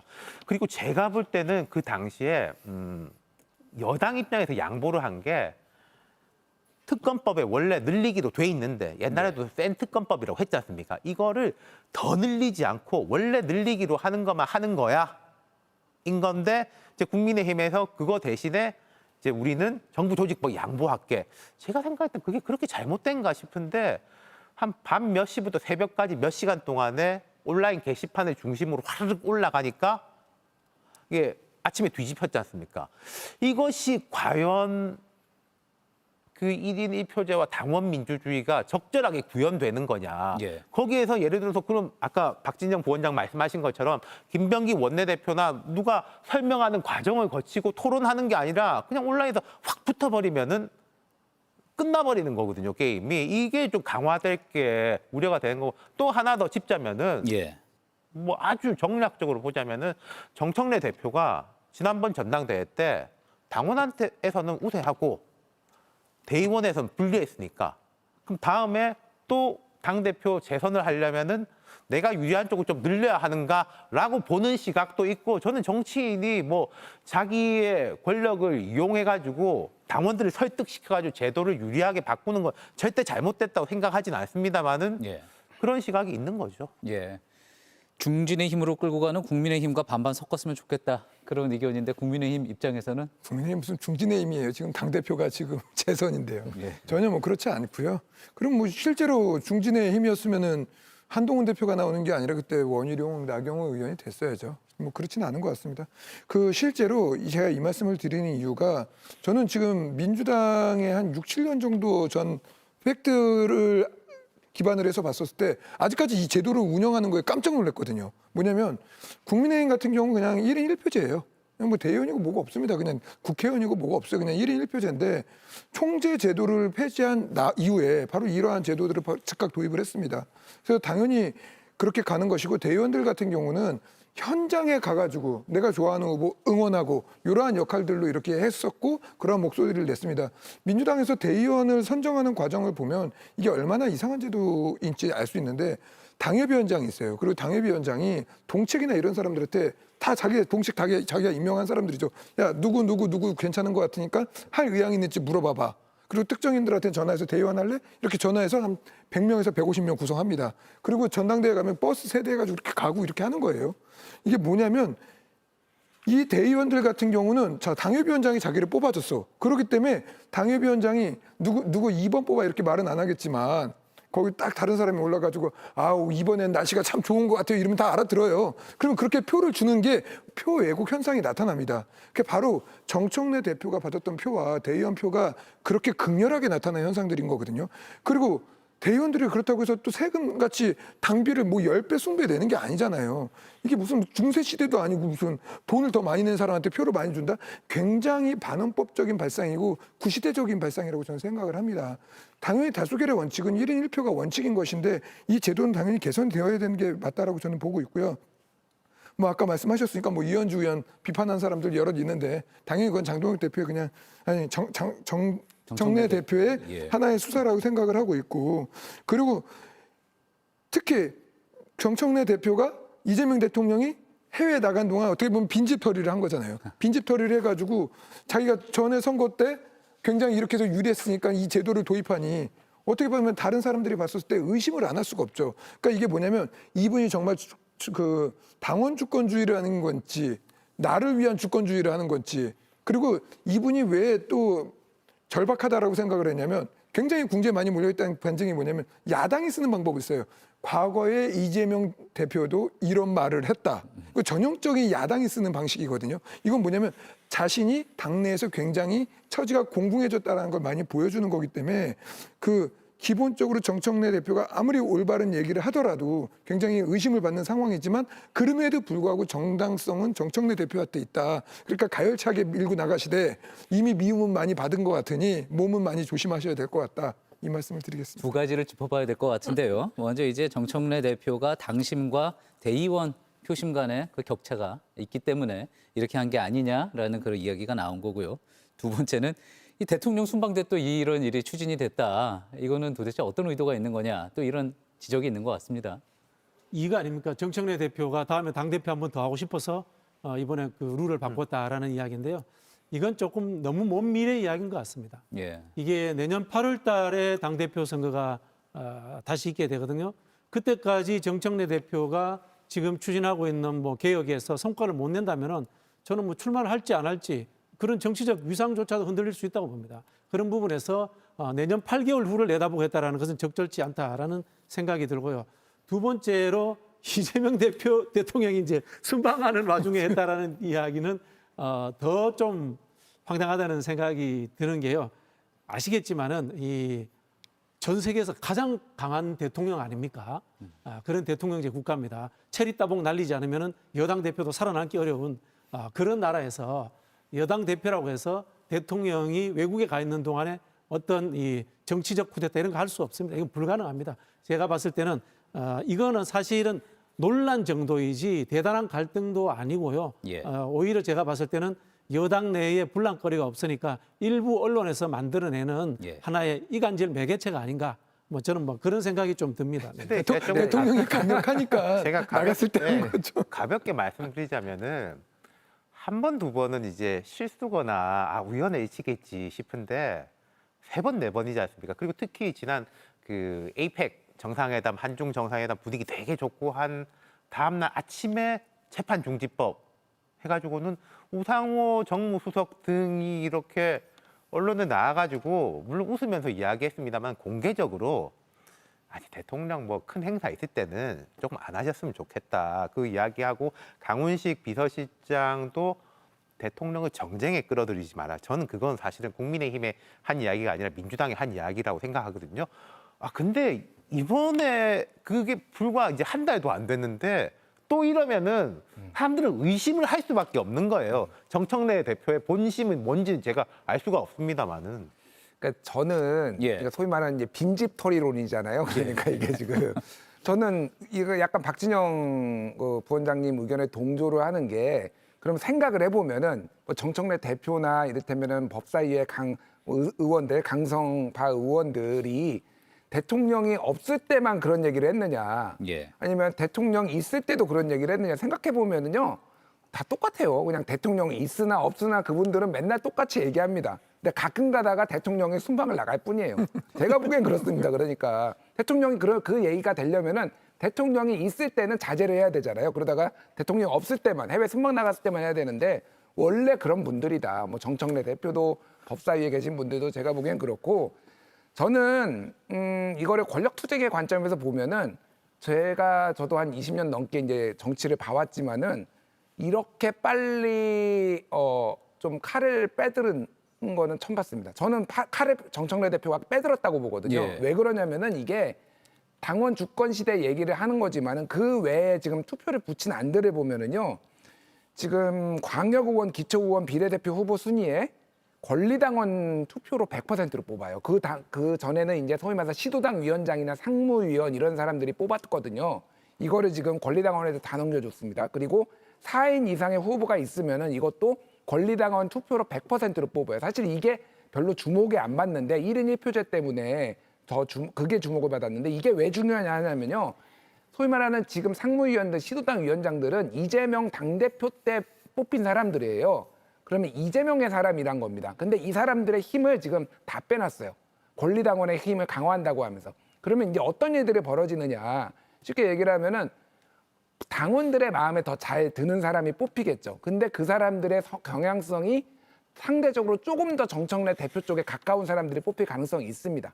그래서 이거는 이미 룰을 가지고 이미 굉장히 국민의힘이 70대 30으로 지금 당심을 강화하듯이 대놓고 지금 바꾼 거다. 이거는 그래서 조기 권력 분화가 지금 일어날 가능성이 상당히 높아졌다. 근데 이제 대통령 취임 6개월이 되기 전에 이렇게 권력 투쟁이 벌어지는 건 저는 처음 봤거든요. 아니라고 말씀하시는 분도 있지만 제가 보기에는 굉장히 긴장감이 높아지고 있다. 그게 국민 입장에서 센 사람이 인기 좋은 사람이 잘 되는 거 누가 뭐라고 하겠습니까? 근데 저는 이게 민주당에 별로 좋은 영향을 미칠 것 같지는 않아요. 지금 말씀하신 것처럼 이제 예컨대 군수, 광역의원, 기초의원을 다 이제 1인 1표제식으로 하면은 사실 우리가 당원이라고 해도 잘 모르는 사람들이 많지 않습니까? 그럼 뭘 기준으로 뽑을 것이냐? 할 때 최근에 이런 여론조사가 하나 있었어요. 국정감사 끝나고 나서 한국갤럽에서 국감 잘했다고 생각하는 의원들을 적어봐라. 주관식이었어요. 그러니까 되게 어렵죠. 한 20명 정도의 이름이 나왔는데 1.7%로 10위권에 든 의원이 제 이름 말씀 안 드리겠는데 조요토미 히데요시 이렇게 해가지고 조이대 대법원장을 희롱이라고 그래야 됩니까? 뭐라고 해야 됩니까? 그러니까 전 언론 민주당 내에서도 이건 아니다라고 했던 그분이 1.7%를 얻어가지고 10위권에 들었거든요. 저는 정보가 충분히 주어지기 힘들지 않습니까? 지방선거 같은 경우에. 그런 상황에서 전면적인 1인 1표제가 되면은 그 비슷한 현상이 나타날 거라고 봅니다. 예. 국민의 입장에서 볼 때는 뭐 당연히 정청래 대표 대권 가고 싶죠. 대권 가고 싶으니까 시간이 없는 겁니다, 이게. 왜냐면 이제 내년 넘어가면 이제 공심이 구성되고 어쩌고저쩌고 하다 보면은 자기가 권한을 행사할 수 있는 게 별로 없거든요. 그렇기 때문에 지금 정청래 대표가 계속 하는 게 나는 컷오프 없다. 일단 전부 다 여론조사 붙여가지고 10명이 지원하면 4명 줄일 때까지 뭐 아니면 몇 명 줄일 때까지 여론조사 돌리겠다라고 한 거거든요. 근데 정청래 대표 같은 경우는 모든 정치인이 자기 성공 방정식에 따라갈 수밖에 없습니다. 김어준의 어떻게 보면 지지를 솔직히 받았고 그리고 상대 후보는 그 어떻게 보면 대통령의 지지를 받은 걸로 기본적으로 알려져 있어요. 그리고 이걸 통해서 김어준의 힘이 세다는 걸 느꼈고 그렇기 때문에 소위 말하는 자신들의 강성 지지층이라는 김어준의 구미에 맞는 후보들을 여론조사로 밀어붙이면 웬만하면 다 됩니다. 그렇게 해야지 다음번 자신이 그 당대표도 재선하고 그리고 다음번 총선 때 자기 개파를 만들 수 있다라고 자기는 생각할 수밖에 없는 거예요. 권력자의 입장에서. 왜냐하면 자기가 대선 지지율이 나오는데 어떻게 욕심이 안 납니까? 이게 뭐냐면 기본적으로 정청래 대표가 이거라는 건 당연히 권력투쟁인 것이고 내일이 없는 것 같이 싸우는 것도 당연히 권력투쟁인 겁니다. 그래서 제가 아까 빈집털이라는 게 오죽하면 박지원 대표가 했던 말이 맞아요. 그 정청래의 저주라는 말까지 했거든요. 그리고 또 한 가지 명언을 남겼는데 골프하고 정치는 고개를 쳐들면 죽는다. 이런 얘기를 했었습니다. 이게 뭐냐면 지금 민주당에서 보면은 지지율이 높다 보니까 내년 지방선거 이길 거라고 자기들이 다 생각을 해요. 그러니까 정청래 대표 입장에서는 이기는 건 이기는 거니까 그러니까 내가 잘릴 일은 없으니까 내 유리할 대로 룰을 만들어야 자기 장기 집권. 왜냐면 이재명 대통령이 대표 시절에 연임을 하면서 그렇게 보여줬거든요. 그러니까 배운 정치가 그렇게 대통령 가는 길이라는 잘못되어 있는 행태죠. 어떻게 보면 당원 주권주의가 아니라 당원들이 나를 위한 정청래 주권주의로 갈 수밖에 없게끔 만드는 세팅을 자기 식대로 하는 거로밖에 안 보이기 때문에 이러한 부분들은 당내에서 실제로 아니 정청래 대표가 나는 이걸 계기로 해서 더 이상 당대표도 안 나가고 정치 일선에서 한 발 물러나서 지켜보겠습니다 하면 진정성이 회복이 됩니다. 그렇게 절대 못 하실 겁니다. 제가 뭐 당직에 연연하지 않는 사람이니까 예. 솔직한 대답을 드리겠습니다. 예. 우리 그 김준일 평론가가 정청래 대표가 일찍 칼을 빼들었다 이런 이야기 하셨는데요. 예. 정청래 대표는 칼집이 없어요. 그래서 늘 칼을 빼들고 있는 사람입니다. 늘 칼 빼들고 야당과 싸우려고 하는 사람입니다. 예. 네, 그렇게 보시면 될 것 그 같고요. 칼을 어디를 향해 휘두르느냐가 그렇죠. 사실은 좀 일단은 제가 궁금합니다. 봤을 때는 예. 이제 내란 정당을 향해 있다 이렇게 보시면 될 것 예. 같고요. 두 번째, 당원 팬덤을 이용한다고 하셨는데 이재명 대통령의 당원 팬덤이 셀까요? 정청래 대표의 당원 팬덤이 셀까요? 정청래. 이재명 대통령이 월등히 셉니다. 즉 당원 1인 국민의힘에서는 1표로 좀 다른 의견인 것 해가지고 같습니다. 예. 뭐 김어준 총수도 있고 정청래 대표도 있고 있지만은 다 합쳐도 이재명 대통령을 이기지 못합니다. 예. 그런 부분에서 저는 당원 1인 1표로 해서 정청래 대표가 일찍 칼을 빼들고 이재명 대통령을 넘어서려고 한다. 이건 저는 앞뒤가 안 맞다라는 생각이 들고요. 다만 아까 우리 유 실장님 비판하셨던 것처럼 사법개혁이라든가 이런 부분들에 의해서 대통령과는 조금 생각의 차이가 있는 것 같아요. 속도의 차이도 있고 여기에 대해서 내가 성과를 내야 된다는 조바심도 있는 것 같고 예. 근데 또 보면 법사위는 정청래 대표보다도 더 조바심을 가지고 있는 것 같고 이런 상황들이다 보니까 대통령이 추진하는 민생경제라든가 에이펙이라든가 외교 이런 부분들과 살짝 맞지 않을 때가 있었던 것 같아요. 이 부분은 충분히 저는 비판받을 필요가 있다라는 생각이 듭니다. 그리고 여기에서 네. 원론적인 이야기로 다시 돌아가서요. 저는 개인적으로 100% 당원 투표가 정당의 원칙이라고 봅니다. 예. 여론조사 할 거면 뭐하러 정당합니까? 여론조사로 모든 후보 뽑으면 되죠. 정당할 필요가 없어요. 정당은 원래 파티입니다. 다만 그 정당의 당원은 앞서도 말씀드린 것처럼 훈련되어서 전략적 판단을 할 수 있어야 되고 당신과 민심의 괴리가 없도록 할 수 있는 그런 성숙되어야 되는 거예요. 정당법 31조에 이런 이야기가 나옵니다. 정당은 당비를 거둘 수 있습니다. 왜? 정당 당원의 정예화를 위해서라고 되어 있습니다. 정당은 정치 결사체고 권력 획득이 목표이기 때문에 아무나 모아서 하는 게 아니에요. 아무나 모으지만 교육시켜야 되는 거예요. 앞서 말씀드렸겠지만 이런 원칙을 지켜나간다면 저는 당원 100%가 가장 민주적이다라는 말씀을 드리겠고요. 그래서 저는 이번 지방선거부터 말씀하신 것처럼 충분한 정보의 제공과 수기, 토론 이런 것들을 거친 후에 당원 투표를 해야 된다. 예. 만약에 이게 이루어지지 않으면 정당의 당원 민주주의가 아니라 이건 당원 동원 체제에 불과하다는 비판을 저부터 앞장서서 하겠습니다. 예. 그러니까 한마디만 저도 예. 이런 주장에 적극 동의하고 제가 평소에도 이런 얘기 했거든요. 그러니까 뭐 민주당 분들이 많이 보는 그런 데다 하려면은 그 권리당원 분들의 반응이 뭐냐면은 왜 네가 가르치려고 하냐.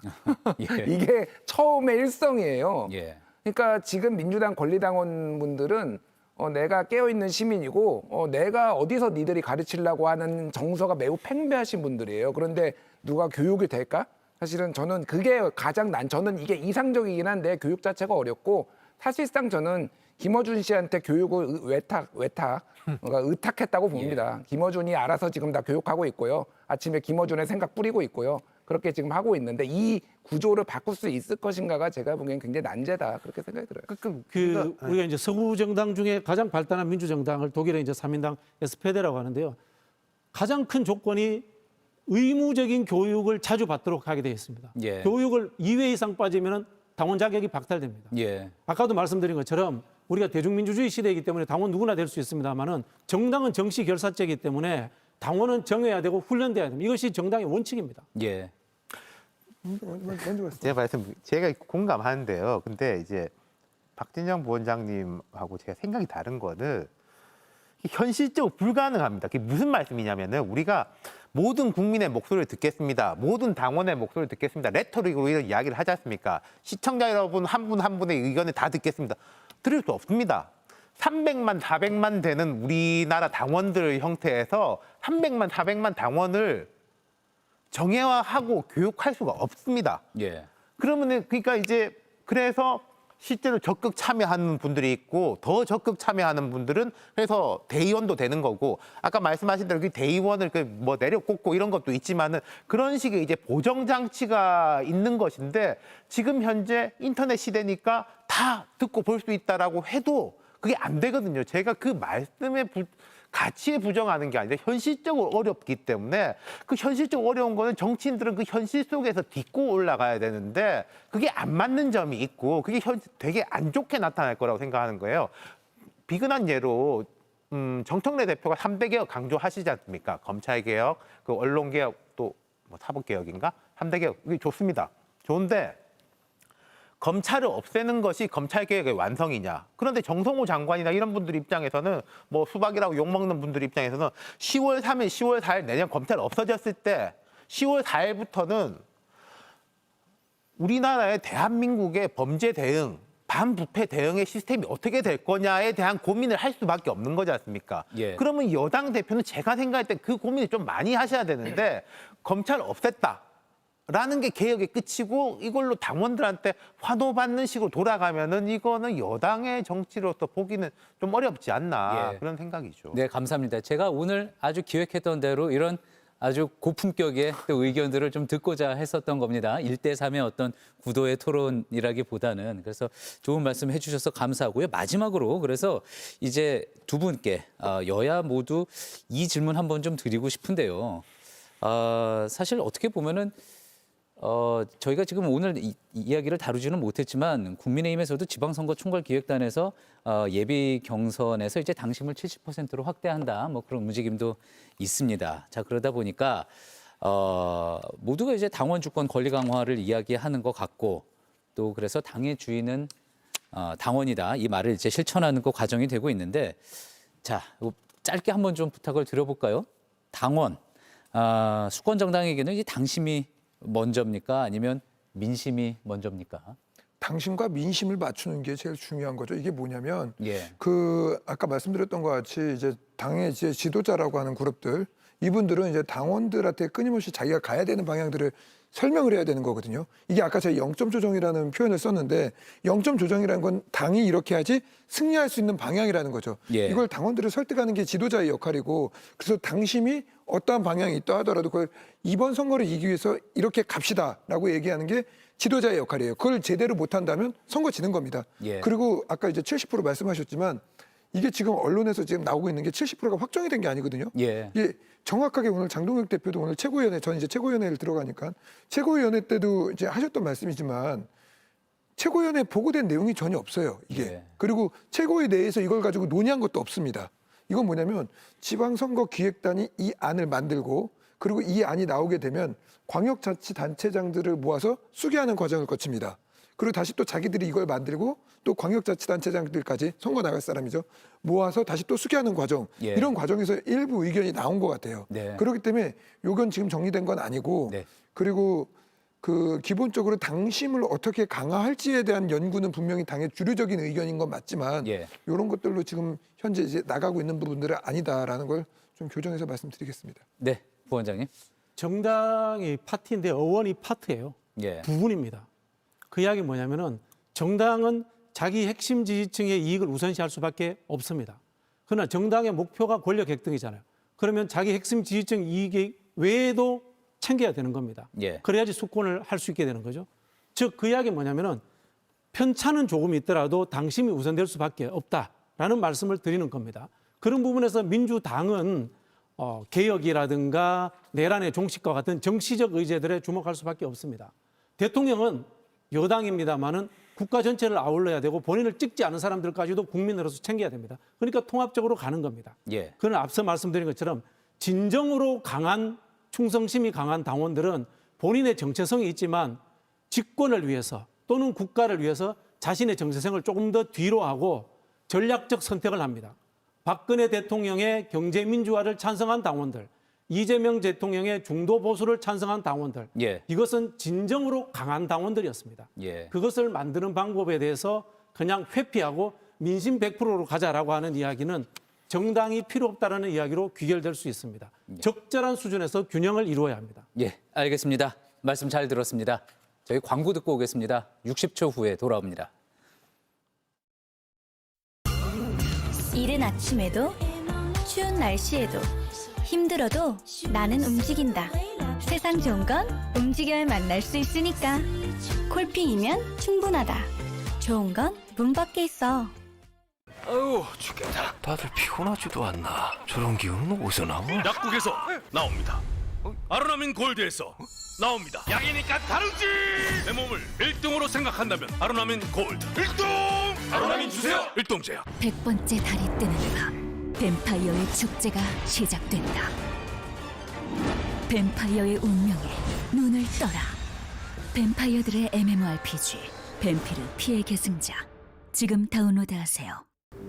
변하는 시간의 흐름 속에서 나다움을 지키는 힘.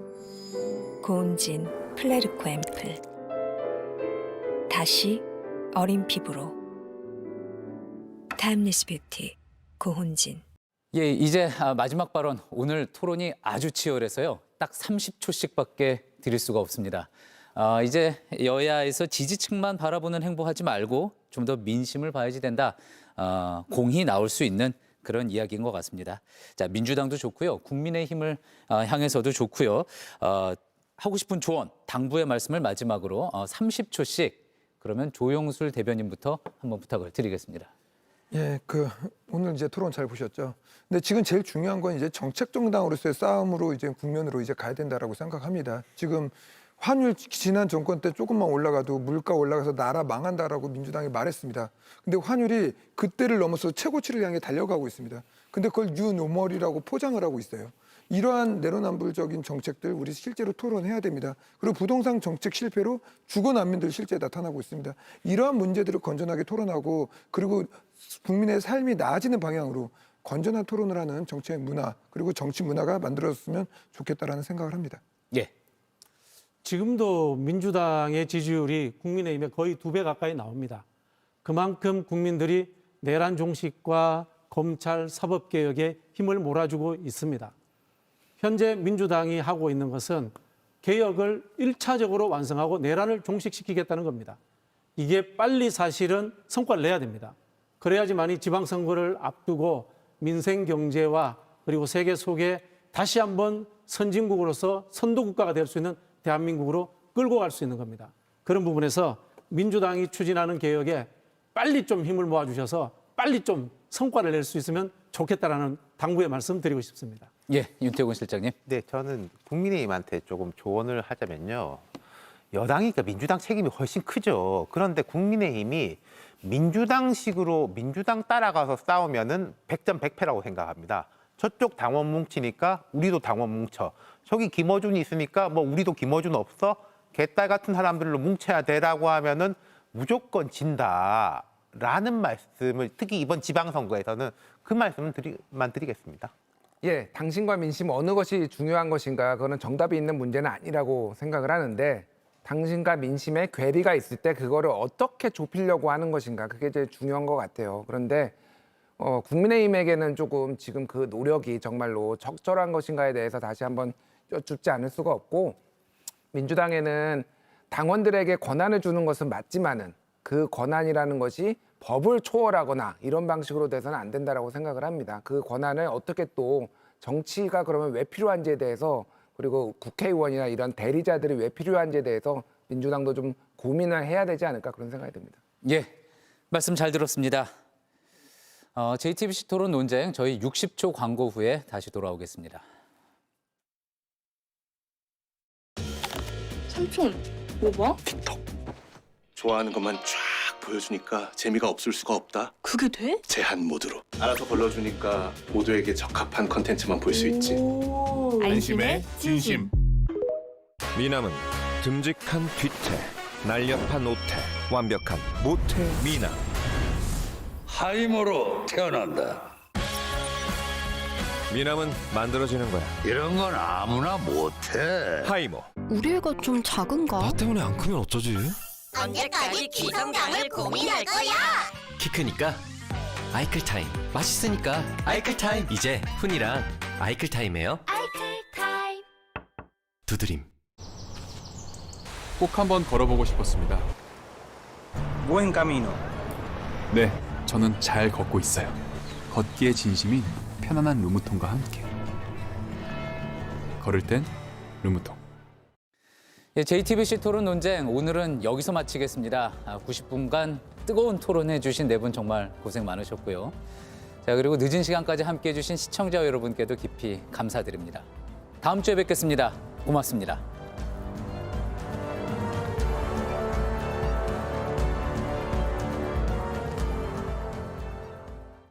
JTBC